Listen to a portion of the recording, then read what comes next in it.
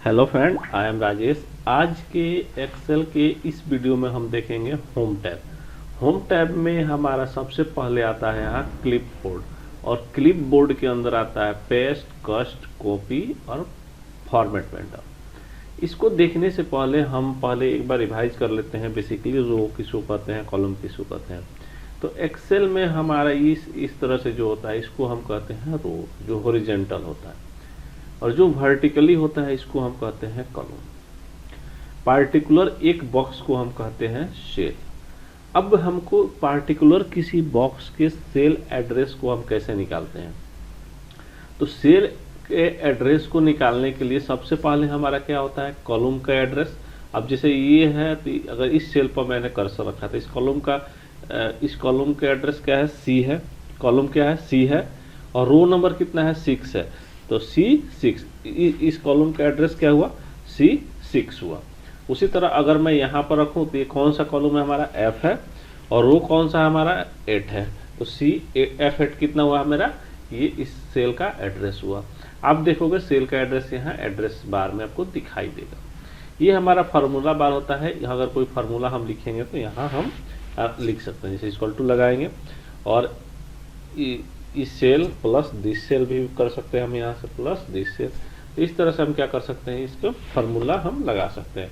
ये हमको एरर दिखा रहा है क्योंकि ये स्ट्रिंग वैल्यू है, स्ट्रिंग वैल्यू को हम जोड़ नहीं सकते हैं। अब सिंपली हम आते हैं यहाँ पर अपने क्लिपबोर्ड में, कट, कॉपी, पेस्ट, ये 3 चीज हम देखेंगे इसके अंदर।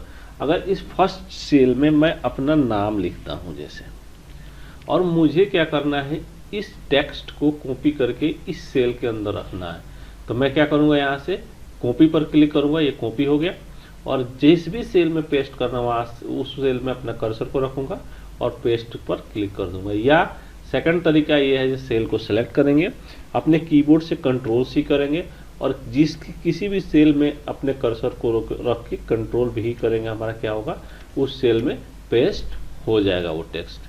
उसी तरह से अगर मुझे कट करना है तो कट में क्या होता है, अगर मैं यहाँ से कट करूँ तो ये टेक्स्ट यहाँ से हट जाएगा, और जिस भी सेल में मैं पेस्ट करूँगा उस सेल में ये क्या हो जाएगा, क्रिएट हो जाएगा। देखिए यहाँ से हट गया और यहाँ ये क्रिएट हो गया।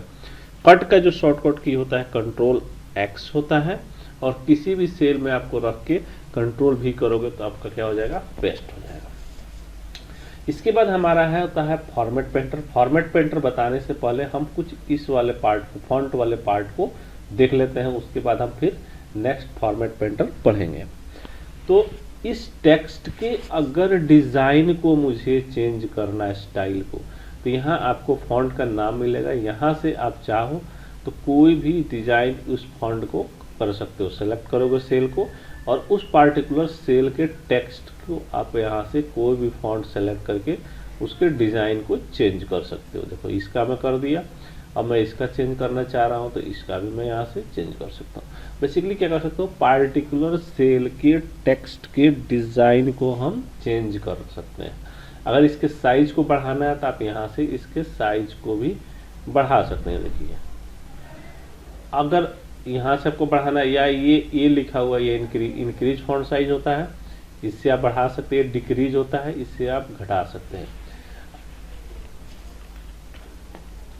ठीक है, तो ये हमारा क्या होता है, इंक्रीज और डिक्रीज होता है। इसके अलावा चाहे तो इस टेक्स्ट को आप यहाँ बी पर क्लिक करके इसको मोटा मतलब बोल्ड कर सकते हैं, फिर इसी पर क्लिक करके आप रिवर्ट बैक हो सकते हैं। शॉर्टकट की होता है Ctrl+B, और Ctrl+B से ही आपका ये रिवर्ट मतलब बैक होगा। उसी तरह इस टेक्स्ट को आप चाहें तो इटैलिक, बेसिकली थोड़ा सा तिरछा करना चाहें तो आप इटैलिक भी कर सकते हैं। अंडरलाइन यहाँ से डालना चाहें तो अंडरलाइन भी डाल सकते हैं। अगर आपको फिर से अगर रिवर्ट करना है, बैक करना है, तो इसी पर आप क्लिक कीजिएगा तो यहाँ से आपका ये बैक भी हो जाएगा। इटैलिक का शॉर्टकट की होता है Ctrl+I से इटैलिक होगा, और Ctrl+I से नॉर्मल भी होगा। बेसिकली इटैलिक होगा तो नॉर्मल हो जाएगा, नॉर्मल होगा तो इटैलिक हो जाएगा। Ctrl+U से हम क्या करते हैं, अंडरलाइन डालते हैं इसके अंदर। आप चाहो तो यहाँ से अंडरलाइन के यहाँ पर डबल लाइन का ऑप्शन होता है। जैसे वर्ड में हमारे पास बहुत सारे लाइन का डिजाइन होता है, लेकिन इसके अंदर हमारे पास बस सिंगल लाइन और डबल लाइन, मतलब यहाँ से आप अंडरलाइन या डबल लाइन या कुछ भी, ठीक है। इसके बाद हमारा ये होता है सेल के बॉर्डर का। जैसे जब मैं इतने पार्ट को, इतने सेल को सिलेक्ट कर लिया और इसमें बॉर्डर लगाना है, तो यहाँ से मैं चाहूँ तो ऑल बॉर्डर कर सकता हूँ। ये देखिए, अगर मैं चाहूँ जब पार्टिकुलर लेफ्ट साइड में बॉर्डर दिखे तो यहाँ से खाली बॉटम में बॉर्डर कर सकता हूँ, बाकी हट जाएगा मेरा। अगर मैं चाहूँ पार्टिकुलर सेल के ओनली लेफ्ट में बॉर्डर करने के लिए, तो देखिए इसके लेफ्ट में बॉर्डर हो गया बेसिकली। और मैं पार्टिकुलर सेल के चाहूँ तो डबल बॉर्डर बॉटम भी कर सकता हूँ। ये देखिए यहाँ पर दिख रहा है। अगर मैं चाहूँ पार्टिकुलर, तो यहाँ से आप टॉप और बॉटम बॉर्डर देना हो तो बेसिकली अपने हिसाब से आप पार्टिकुलर सेल में बॉर्डर दे सकते हैं। इसके बाद ये हमारा क्या होता है, हाइलाइटर होता है, बेसिकली फिल कलर होता है। किसी भी सेल को सेलेक्ट करके यहाँ से मैं जो कलर चाहूँ सेल के अंदर फिल कर सकता हूँ। पार्टिकुलर सेल को सिलेक्ट करना है, आपको जो कलर डालना है यहाँ से आप इसमें फिल कर सकते हो, ठीक है। इसके बाद हमारा ये होता है टेक्स्ट का कलर। जैसे इस सेल में मेरा ये टेक्स्ट है और इसको क्या करना है, इसको मुझे कलर करना है, तो मैं यहाँ से इसके कलर को, जो हमको कलर लगाना हो टेक्स्ट का, मैं यहाँ से सेलेक्ट करके कलर चेंज कर सकता हूँ। तो ये हमारा क्या होता है, फॉन्ट ऑप्शन होता है। यहाँ से भी आप क्लिक करोगे, पार्टिकुलर सेल में कर्सर रखो और यहाँ से भी जितनी सेटिंग वहाँ से हमने किया उतनी सेटिंग हम यहाँ से भी कर सकते हैं। आप सब script, super script, strike over through, ये सारे हमारे ऑप्शन यहाँ से आते हैं। इसके बाद हमारा नेक्स्ट ऑप्शन आता है अलाइनमेंट। अलाइनमेंट की बात करें तो ये एक सेल का मैं साइज को बड़ा कर लेता हूँ। जैसे यहाँ से मैं इस वाले लाइन पर क्लिक किया, यहाँ से और ए और बी के बीच में लाइन है, इसको मैं ऐसे ड्रैग करके इस पार्टिकुलर सेल के मैं साइज को बड़ा कर लिया। अब आते हैं अलाइनमेंट की बात करूँ तो मेरा ये टेक्स्ट अगर टॉप करना है तो मैं यहाँ से टॉप कर सकता हूँ, मिडिल करना है तो यहाँ से मिडिल कर सकता हूँ और यहाँ से मैं बॉटम में भी सेट कर सकता हूँ। इसकी अलाइनमेंट को मैं लेफ्ट भी कर सकता हूँ, यहाँ से मैं सेंटर भी कर सकता हूँ और यहाँ से हम राइट भी कर सकते हैं, ठीक है। तो ये हमारा होता है अलाइनमेंट की बात। अब इस टेक्स्ट के डायरेक्शन को भी हम क्या कर सकते हैं, चेंज कर सकते हैं। जैसे जो मैं चाहूँ तो इस तरह से कर दूँ, या मैं डायरेक्शन इस तरह से डाल दूँ, या आप यहाँ से, बेसिकली आप यहाँ से जिस भी डायरेक्शन पे चाहो अपने टेक्स्ट को यहाँ से सेट कर सकते हो। इसके अलावा आप चाहो तो यहाँ से लास्ट वाले ऑप्शन में इसके यहाँ पर फॉर्मेट सेल अलाइनमेंट, अब यहाँ पर ये जो ये है इसको घुमा के आपको जितने एंगल पर रखना हो उतने एंगल पर आप रख के इसको करोगे तो टेक्स्ट आपका क्या होगा, उतने डिग्री एंगल पर आपका ये सेट हो जाएगा। इसके बाद इसमें अगर बात करें नेक्स्ट में, जी हमारे पास अगर मैं इसको नॉर्मल करना है तो मैं इसको यहाँ से अलाइनमेंट को बेसिकली क्या करूँगा, यहाँ से यहाँ जाऊँगा और इसको मैं नॉर्मल कर दूँगा, यहाँ से नॉर्मल करूँगा और यहाँ से ओके करूँगा, मेरा टेक्स्ट नॉर्मल हो गया। अब यहाँ पर क्या होता है इंडेंट। इंडेंट क्या होता है, जैसे जो एक टैब आगे टेक्स्ट मेरा क्या हुआ है, शिफ्ट हो रहा है ना, जय बार मैं क्लिक कर रहा हूँ उतनी बार ये क्या हो रहा है, आगे की तरफ शिफ्ट हो रहा है। यहाँ से हम टैब इंडेंट हटता है और यहाँ से मेरा ऐड होता है, ठीक है। तो ये इंडेंट होता है।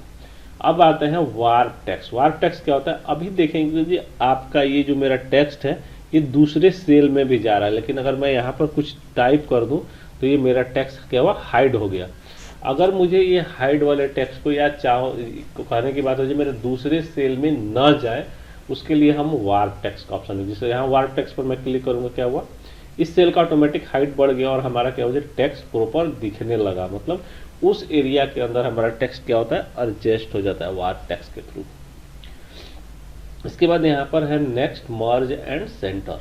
अगर बात करें मर्ज एंड सेंटर की, तो जैसे इन दो सेल को मुझे मर्ज करके टेक्स्ट सेंटर में लिखना है तो इन दोनों सेल को मैं सेलेक्ट कर लूँगा, या तीन सेल को सिलेक्ट कीजिए और मर्ज एंड सेंटर पर क्लिक कीजिए। अब इसमें जो भी आप टेक्स्ट टाइप कीजिए कहाँ जाएगा, सेंटर में चला गया। अगर आपको रिवर्ट करना है तो अनमर्ज सेल क्लिक कीजिएगा तो ये हमारा इस सेल के अंदर आ गया बेसिकली। फिर से आप सेलेक्ट किए, अगर इसमें सेकंड ऑप्शन आता है मर्ज अक्रॉस तो क्या हुआ, तीनों मर्ज हो गया। फिर यहाँ से अनमर्ज कर देते हैं डायरेक्ट। अगर यहाँ से मर्ज सेल कीजिएगा तो आपका तीनों सेल क्या होगा, मर्ज हो जाएगा। तो ये हमारा क्या होता है, मर्ज का ऑप्शन होता है। जो हमको एक से ज़्यादा सेल को मर्ज करना हो तो कैसे करें। इसके बाद नेक्स्ट हमारा होता है नंबर की बात करते हैं। तो नंबर क्या होता है, जो पार्टिकुलर सेल, हर सेल क्या है, एक कुछ ना कुछ तो उसकी फॉर्मेटिंग होती है, कुछ ना कुछ तो उसमें डेटा होता है। अभी क्या हमारा इसका डेटा टाइप जनरल है। अगर मैं यहाँ जनरल है, अगर मैं यहाँ पर क्या लिख सकता हूँ, जनरल में मैं नंबर भी लिख सकता हूँ, टेक्स्ट भी लिख सकता हूँ। लेकिन जैसे ही मैं इसकी फॉर्मेट यहाँ से चेंज किया, नंबर किया, तो ये हमारा क्या हो, नंबर टाइप का हो गया। ठीक है, तो ये हमारा नंबर क्या हुआ, पॉइंट में यहाँ दिखता है। अगर मैं यहाँ से करेंसी की फॉर्मेट करूँ तो करेंसी क्या वजह हमारा यहाँ से करेंसी का सिंबल लग के आ गया, जैसे रुपीज़ लग के आ गया। अब यहाँ से आप चाहो तो जैसे जो आपको डॉलर लगाना है तो यहाँ से डॉलर भी लगा सकते हो इस वाले आइकन से। फिर यहाँ से आप चाहो तो यूरो सेट कर सकते हो, फिर यहाँ से चाहो तो आप चाइनीज सेट कर सकते हो। इसके अलावा आपको जो भी करेंसी सेट करना है, मोर अकाउंटिंग फॉर्मेट पर जाओगे, आप यहाँ पर अकाउंटिंग का ऑप्शन में जाओगे और यहाँ पर दुनिया के सारे करेंसी दिए गए हैं। आपको जो भी करेंसी में सेट करना है आप यहाँ से क्लिक करोगे, आपका वो करेंसी यहाँ अप्लाई हो जाएगा। तो ये हमारा होता है अकाउंटिंग से रिलेटेड। इसके बाद हमारा जो इसमें बहुत सारे इसमें हमारे डेटा टाइप होते हैं।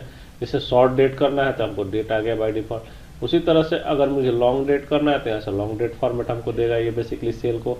उसी तरह से अगर टाइम डालना है तो हमें टाइम के फॉर्मेट में सेल आ गया। बेसिकली हम कुछ भी टाइप करेंगे इसमें तो टाइम के फॉर्मेट में ऑटोमेटिक कन्वर्ट कर देगा। बेसिकली हम टाइम ही इसमें ऐड कर सकते हैं।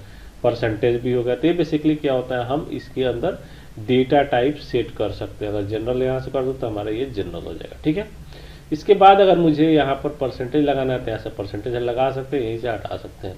अब मैं यहाँ पर चाहूँ जो फिर इसको मैं नॉर्मल कर दूँ तो परसेंटेज मेरा क्या हो जाएगा, हट जाएगा, ये जनरल हो जाएगा।